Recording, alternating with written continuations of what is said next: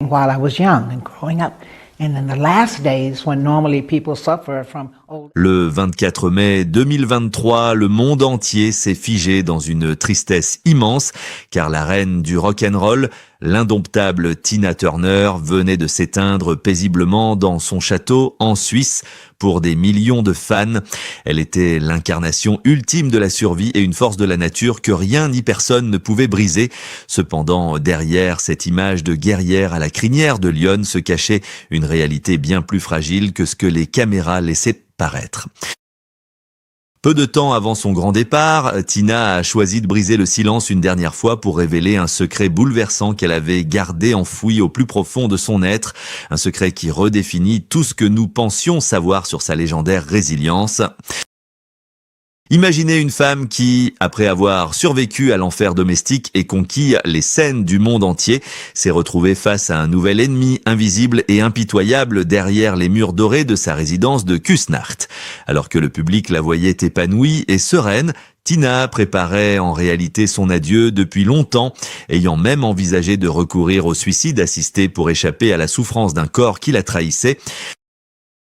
Dans ses mémoires ultimes, elle a confessé que son sourire éclatant dissimulait une bataille désespérée contre la maladie, mais surtout, elle a révélé l'acte d'amour inouï qui l'a sauvée in extremis. Elle a parlé de ce rein offert par son mari, Erwin Bach, un don vital qu'elle a longtemps caché par peur du jugement, prouvant que son cœur n'avait jamais cessé de chercher une preuve d'amour véritable. Mais ce n'était pas seulement la douleur physique qui la tourmentait, car le destin s'était acharné à lui enlever ce qu'elle avait de plus cher. Tina a dû affronter la perte tragique de ses deux fils, Craig et Ronnie, une épreuve qui a creusé dans son âme de mère une plaie béante que même la gloire ne pouvait refermer. Comment une icône capable de soulever des foules entières a-t-elle pu se sentir si seule face à l'adversité, qui était vraiment Anna May Bullock lorsque les lumières s'éteignaient et que le silence retombait? Pour comprendre la profondeur de cette ultime révélation et la force de son pardon, il nous faut remonter le temps, bien avant les disques d'or et les paillettes. Il nous faut retourner là où tout a commencé, dans la poussière rouge du Tennessee, pour découvrir l'enfant qui rêvait simplement d'être aimé. L'histoire de son ascension ressemble à un conte de fées moderne, du moins en apparence, une transformation spectaculaire où la timide Anna May Bullock s'est métamorphosée en la flamboyante Tina Turner. Tout a commencé dans la moiteur des clubs de Saint-Louis, là où le destin a placé sur sa route un musicien charismatique et ambitieux nommé Ike Turner. Lorsqu'elle a saisi le micro pour la première fois, ce n'était pas seulement une chanson qui en sortait, mais un cri primal, une voix rauque et puissante capable de faire trembler les murs et de captiver instantanément tous ceux qui l'entendaient. Le succès fut foudroyant avec la sortie de A Fool in Love en 1960, un titre qui a propulsé le duo au sommet des classements et a présenté au monde une nouvelle force de la nature. Durant ces années d'or, Tina est devenue bien plus qu'une simple chanteuse. Elle est devenue une bête de scène, une icône d'une énergie inépuisable qui semblait défier les lois de la physique. Le public français et européen en particulier est tombé sous le charme de cette tornade américaine lors de leur tournée légendaire, notamment lorsqu'ils ont partagé l'affiche avec les Rolling Stones, cimentant ainsi sa réputation de véritable reine du rock'n'roll. Des chefs-d'œuvre comme River Deep, Mountain High, produits par le légendaire Phil Spector, ont prouvé que sa voix pouvait porter des symphonies entières, transcendant les genres et les frontières pour toucher l'âme de millions d'auditeurs. Et comment ne pas évoquer Proud Mary, cet hymne intemporel où elle commençait doucement pour finir dans une explosion d'énergie pure, une performance qui est devenue sa signature indélébile. Pour le public, Ike et Tina Turner incarnaient le couple idéal, une alchimie parfaite de talent et de charisme qui semblait inébranlable. Les spectateurs voyaient en Tina une déesse intouchable, vêtue de robes à paillettes courtes qui dévoilaient ses jambes athlétiques, dansant avec une ferveur presque religieuse. Chaque concert était une célébration, une messe païenne où elle donnait tout, suant sang et eau pour satisfaire une foule en délire qui ne voyait que la lumière aveuglante des projecteurs. Elle était le symbole de la vitalité, de la joie brute et d'une liberté sauvage qui fascinait une époque en pleine mutation culturelle. L'industrie musicale les couvrait de récompenses et les critiques ne tarissaient pas d'éloges sur cette femme qui semblait avoir le monde à ses pieds. Pourtant, cette image de perfection n'était qu'un vernis brillant soigneusement entretenu pour masquer une réalité bien plus sombre. Ce que le public prenait pour de la passion débordante était en réalité alimenté par une nécessité absolue de survie. Car Tina chantait comme si sa vie en dépendait, tout simplement parce que c'était le cas. Personne ne se doutait alors que cette énergie volcanique puisait sa source non pas dans la joie, mais dans une peur viscérale qui ne la quittait jamais. Alors que les applaudissements résonnaient encore, les premières fissures commençaient déjà à apparaître sur le masque de l'icône, et l'homme qui l'avait aidé à construire ce trône s'apprêtait à en faire sa prison la plus terrifiante. Tandis que le monde entier l'adulait comme une déesse de la scène, Tina vivait en réalité dans une prison sans barreaux, piégée dans un cauchemar domestique dont l'horreur dépassait l'entendement. L'homme qui se tenait à ses côtés, Ike Turner, n'était pas seulement son partenaire musical ou son mentor, il était devenu son geôlier impitoyable. Un architecte de la terreur qui avait méthodiquement pris le contrôle de chaque aspect de son existence. La transformation d'Anna May Bullock en Tina Turner n'était pas une libération, mais une appropriation brutale, car Ike avait déposé ce nom de scène comme une marque commerciale afin de s'assurer qu'il la possédait littéralement, comme on possède un objet ou un instrument de musique. Derrière les portes closes des loges et de leurs maisons, la violence était devenue un langage quotidien, une monnaie d'échange perverse dans leurs relations toxiques. Les fans qui hurlaient son nom ne pouvaient pas imaginer que les lunettes noires qu'elle portait souvent ne servaient pas à affirmer un style de star, mais à dissimuler les ecchymoses et les yeux tuméfiés par les coups de la veille. Il y avait une cruauté calculée dans les agissements d'Ike qui la frappait souvent juste avant qu'elle ne monte sur scène, l'obligeant à ravaler ses larmes et son sang pour chanter avec le sourire, transformant chaque performance en une torture psychologique insoutenable. Elle chantait la joie et la liberté pour des milliers de personnes, alors qu'elle-même rentrait chaque soir, le corps brisé et l'âme en miettes, terrifiée à l'idée de ce qui l'attendait une fois les lumières éteintes. Ce n'était pas seulement une violence physique, mais un système d'exploitation financière et émotionnelle d'une sophistication effrayante, un véritable contrat d'esclavage moderne déguisé en partenariat artistique. Tina travaillait sans relâche, enchaînant les concerts et les enregistrements à un rythme inhumain pour financer les addictions et le train de vie fastueux de son mari, sans jamais voir la couleur de l'argent qu'elle générait. Elle était l'une des stars les plus célèbres d'Amérique et pourtant, elle n'avait pas un centime en poche, pas de compte bancaire et aucune liberté de mouvement sans la permission expresse de son bourreau.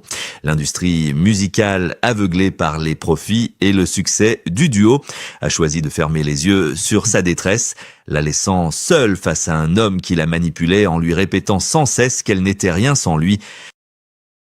L'isolement était total car Ike avait réussi à couper tous les liens qui la rattachaient à sa famille, à ses amis et au monde extérieur, créant un vide autour d'elle pour mieux asseoir son emprise. Même la maternité, qui aurait dû être un refuge, était teintée d'amertume et de peur car ses enfants étaient témoins de cette violence systémique, grandissant dans l'ombre d'un père tyrannique et d'une mère impuissante à les protéger. Tina se sentait comme une coquille vide, une marionnette dont les fils étaient tirés par un homme qui voyait en elle non pas une épouse à chérir, mais une vache à lait à exploiter jusqu'à l'épuisement. C'est dans ce gouffre de désespoir alors qu'elle touchait le fond et que la mort semblait être la seule issue possible. Qu'un événement inattendu allait faire basculer son destin et allumer une étincelle de révolte dans les ténèbres. Le point de rupture a eu lieu lors d'une nuit étouffante à Dallas en 1976, un moment qui restera gravé dans l'histoire comme l'acte de courage ultime. Avec seulement 36 centimes en poche et une carte de crédit pour l'essence, Tina a profité du sommeil de son bourreau pour s'enfuir, traversant une autoroute dangereuse au péril de sa vie, le visage tuméfié et le cœur battant la chamade. Mais la liberté avait un prix exorbitant, car en quittant Ike, elle a tout perdu. L'industrie musicale impitoyable et cynique lui a tourné le dos, la considérant comme une artiste finie, une has-been de la quarantaine qui ne valait plus rien sans son partenaire violent. Elle-même, qui avait rempli des stades, s'est retrouvée à faire le ménage chez des particuliers pour survivre, traînée dans la boue par des procès interminables et accablée par des dettes qu'elle n'avait pas contractées. Cependant, la véritable tragédie de sa vie, celle qui allait hanter ses nuits bien plus que la pauvreté, ne faisait que commencer alors que le monde célébrait sa résurrection spectaculaire dans les années 80. Une ombre silencieuse planait sur son bonheur retrouvé, celle de la malédiction qui semblait frapper sa lignée. Le destin, d'une cruauté sans nom, a frappé là où cela fait le plus mal, dans sa chair et son sang. En 2018, alors qu'elle pensait avoir enfin trouvé la paix en Suisse, elle a reçu la nouvelle dévastatrice que son fils aîné, Craig, avait mis fin à ses jours. L'image de Tina, cette femme d'acier, dispersant les cendres de son premier-né dans l'océan Pacifique, au large de la Californie, reste l'un des moments les plus déchirants de son existence. Elle a confié plus tard que c'était le moment le plus triste qu'une mère puisse vivre, se demandant ce qu'elle avait raté, quel signe elle n'avait pas vu derrière la solitude de son enfant. La douleur ne s'est pas arrêtée là, car le sort s'est acharné une nouvelle fois peu avant sa propre disparition, avec la mort de son autre fils, Ronnie, en 2022. Ces pertes successives ont creusé un vide immense dans son cœur, remettant en question le sens même de toute sa réussite et de sa gloire. À quoi bon conquérir le monde si l'on ne peut pas sauver ceux qu'on a mis au monde? Tina se tenait au sommet de l'Olympe musical, vénérée par des millions de personnes. Mais à l'intérieur, elle portait le deuil écrasant d'une mère qui a survécu à ses enfants. C'est dans ce contexte de deuil et de fragilité émotionnelle que son propre corps a commencé à lâcher, la poussant vers une décision radicale et secrète qui allait prouver que l'amour est finalement la seule force capable de vaincre la mort. C'est au crépuscule de sa vie, alors que les projecteurs s'étaient éloignés pour laisser place à la tranquillité des Alpes suisses, que Tina Turner a choisi de briser le sceau du secret sur son ultime bataille, une révélation qui a bouleversé le monde entier. Pendant des années, le public la croyait en parfaite santé, profitant d'une retraite dorée, mais la réalité derrière les murs de son château était une lutte acharnée contre un corps qui s'effondrait. Dans ses mémoires poignants publiés peu avant sa mort, elle a confessé ce que personne n'aurait pu imaginer. La survivante ultime, celle qui avait vaincu la pauvreté et la violence, avait perdu l'envie de se battre, rongée par un cancer de l'intestin et une insuffisance rénale totale. Tina avait pris la décision glaciale de s'inscrire auprès de l'organisation Exit pour recourir au suicide assisté, prête à choisir l'heure de son départ plutôt que de subir l'agonie de la machine de dialyse. C'est à cet instant précis, alors qu'elle contemplait la fin, qu'un miracle s'est produit, non pas sous la forme d'une intervention divine, mais par un acte d'amour humain d'une pureté absolue. Erwin Bach, l'homme que les tabloïds avaient souvent dépeint avec cynisme comme un jeune opportuniste intéressé par la fortune de la star, a posé un geste qui a fait taire toutes les mauvaises langues à jamais. Il ne lui a pas offert des mots de réconfort vides, il lui a offert une partie de lui-même. En lui donnant son propre rein, Erwin a littéralement partagé sa vie avec elle, déclarant qu'il ne voulait pas d'une autre femme, ni d'une autre vie sans elle. Ce don organique et spirituel a été le secret qu'elle a voulu révéler au monde, avant de partir la preuve que l'amour véritable existe et qu'il peut triompher de la mort elle-même. En brisant le silence sur cette transplantation clandestine, Tina a voulu régler ses comptes, non pas avec la haine, mais avec la vérité. Elle a voulu montrer que si Ike Turner lui avait volé sa jeunesse et sa confiance, Erwin Bach lui avait rendu sa foi en l'humanité et sa dignité. Cette confession publique était bien plus qu'une anecdote médicale. C'était un message puissant adressé à tous ceux qui doutaient ou de son couple.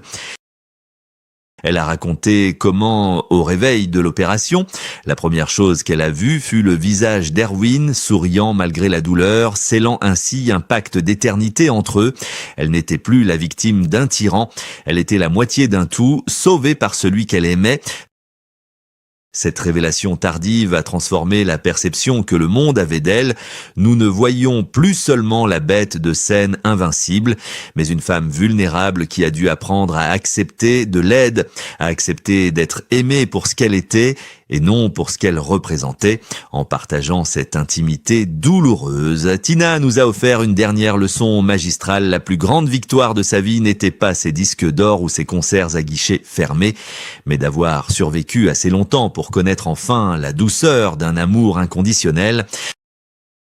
Et c'est avec cette paix retrouvée, le cœur apaisé par le sacrifice de son mari, qu'elle a pu se préparer à tirer sa révérence finale, laissant derrière elle un héritage qui dépasse de loin les frontières de la musique. L'histoire de Tina Turner n'est pas seulement celle d'une ascension vers la gloire ou d'une collection de tubes planétaires, elle est le miroir tendu à nos propres luttes, un témoignage vibrant de la capacité humaine à transformer la douleur la plus sombre en une lumière éblouissante, en choisissant de révéler ses secrets ultimes. Avant de nous quitter, elle n'a pas cherché la pitié, mais elle a voulu nous offrir une dernière clé pour comprendre que la véritable force ne réside pas dans l'absence de peur, mais dans le courage de continuer à avancer malgré tout. Son parcours nous force à nous poser des questions inconfortables mais nécessaires sur notre propre regard. Combien d'autres voix sont étouffées par la peur en ce moment même, attendant qu'une main se tende? Et pourquoi attendons-nous souvent que les étoiles s'éteignent pour écouter vraiment ce qu'elles avaient à nous dire? Au-delà du spectacle et des paillettes, Tina Turner a refusé d'être définie par ce qui lui est arrivé. Elle a choisi d'être définie par la manière dont elle a survécu. Elle a transformé son statut de victime en celui de victorieuse, prouvant qu'il n'est jamais trop tard pour réécrire son propre destin, que ce soit à 40 ans sur une autoroute déserte ou à 80 ans sur un lit d'hôpital en Suisse. Son héritage est un rappel puissant que derrière chaque icône se cache un être humain qui saigne, qui doute, mais qui espère. Elle a ouvert la voie à des générations d'artistes et de femmes, leur montrant que le respect ne se demande pas, il s'arrache et que la dignité n'a pas de prix. Avant de fermer les yeux pour la dernière fois, Tina nous a laissé une pensée qui résonne comme un testament spirituel. Je ne cherche pas à effacer le passé, car il a fait de moi ce que je suis. J'ai transformé le poison en médecine et la haine en compassion. Mon histoire est la preuve que l'on peut marcher à travers l'enfer et en ressortir sans brûler, tant que l'on garde une flamme allumée à l'intérieur. Aujourd'hui, la reine du rock'n'roll danse peut-être avec les anges, mais sa voix rauque et puissante continue de résonner en chacun de nous, nous exhortant à briser nos propres silences. C'était l'histoire d'une femme, d'une légende, d'une survivante. Merci d'avoir écouté sa vérité sur Icônes et Silences. N'oubliez jamais votre voix et votre pouvoir. Au revoir et à très bientôt pour une nouvelle histoire.